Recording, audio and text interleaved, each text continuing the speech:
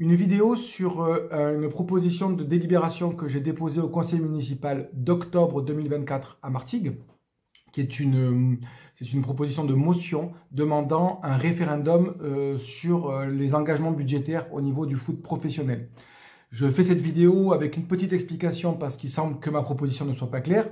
Alors, j'ai entendu la critique formulée par l'adjointe au sport qui a tout à fait raison. Je mélange sport professionnel, sport de haut niveau et tout, c'est vrai. Je ne sais pas trop comment le formuler, mais j'espère que les citoyennes et les citoyens auront compris que je parle essentiellement du FCM et de la piscine à Vatica. Mais je pourrais parler aussi du club de voile, du club de volley, etc. Il n'y a pas de souci, la question peut s'élargir largement.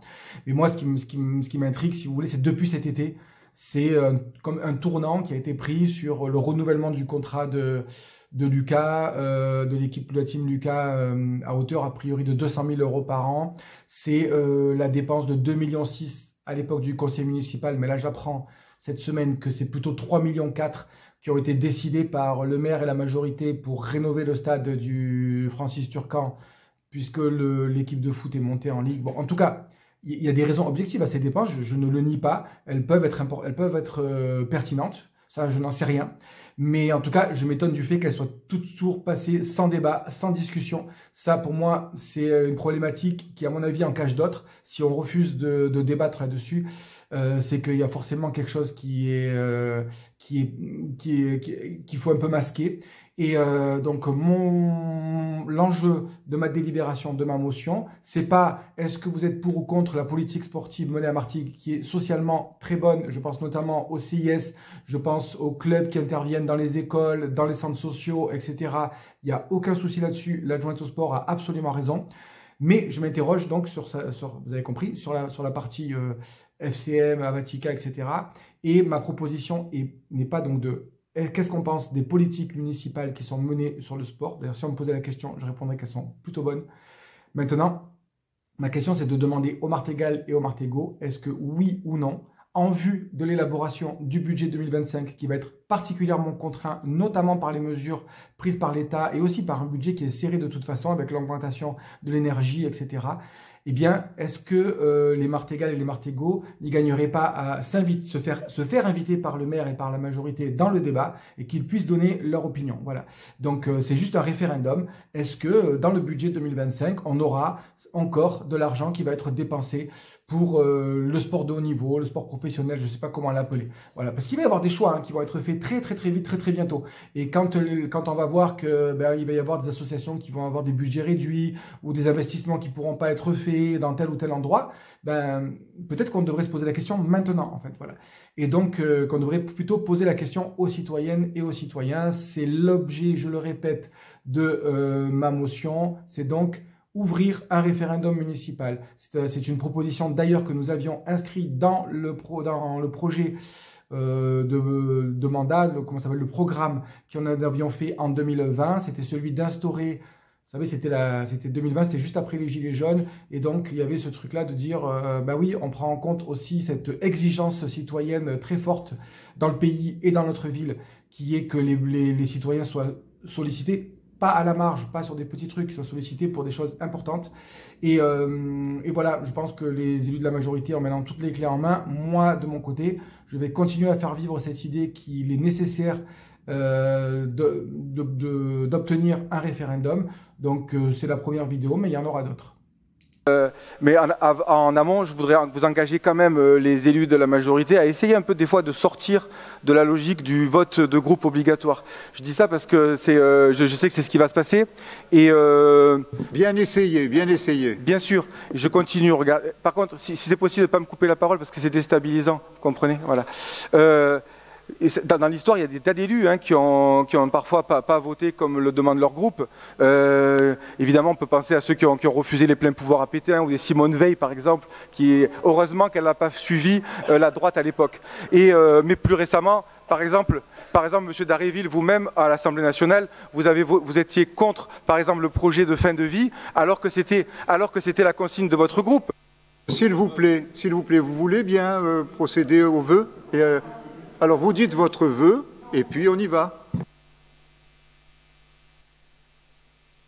Quel est le vœu? Je ne suis pas obligé de juste lire le vœu, je le défends, mon vœu. Mais Okay, quel vœu? c'est pas moi qui éteins le micro à un moment donné, je touche plus. Bon, mon vœu, il va demander que vous, pour défendre mon vœu, d'accord, je vous engage à faire de la belle politique, c'est-à-dire à voter en fonction de vos convictions, si jamais ces convictions-là s'expriment. Voilà. Et oui, Monsieur Dharréville, on est d'accord, vous aussi, vous avez fait des trucs qui ne sont pas forcément. Et moi d'ailleurs. Quel est votre vœu, Monsieur Grimaud? Quel est votre vœu, s'il vous plaît? Quel est votre vœu?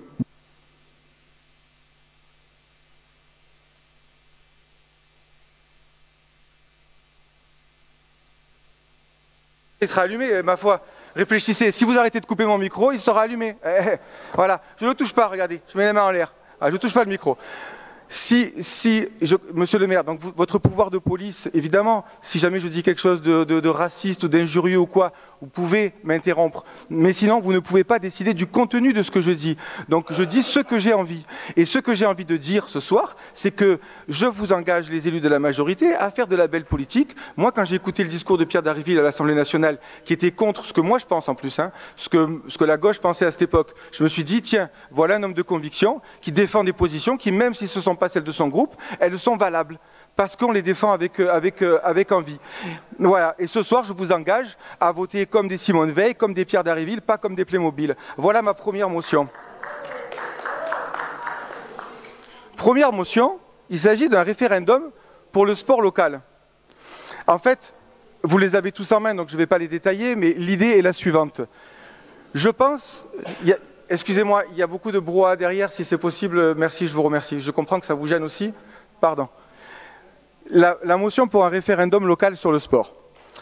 En fait, je pense que, et d'ailleurs, vu votre introduction sur le fait que le gouvernement nous prélève de l'argent, on sait que c'est compliqué budgétairement. Je pense qu'il y a des sommes qui sont dépensées et qui peut-être ne devraient pas l'être. Je pense, moi, vous le savez, à la Team Lucas, à la rénovation du FCM, etc. Je sais que ça ne fait pas consensus. Je ne dis pas non plus que j'ai raison. Je pense que peut-être je me trompe. Mais j'ai senti quelque chose dans la population. Je vois bien que quand je dis, je ne sais pas moi, il faut une maison d'accueil pour les réfugiés, par exemple, je ne reçois pas des dizaines de messages de Martégo qui me disent « Vous avez raison, monsieur Grimaud ». J'ai bien compris que c'était minoritaire dans la société. Maintenant, quand je dis « Ouh là là, la Team Lucas, c'est chaud, et le FCM, 3 millions d'euros, ça me semble un peu abusé vu de l'état de nos finances », je reçois de très très très nombreux courriers, de très nombreuses interpellations de citoyens. Je me dis, il y a peut-être quand même un truc dans la population qui fait qu'on ne devrait pas imposer ces décisions par des décisions prises par le maire.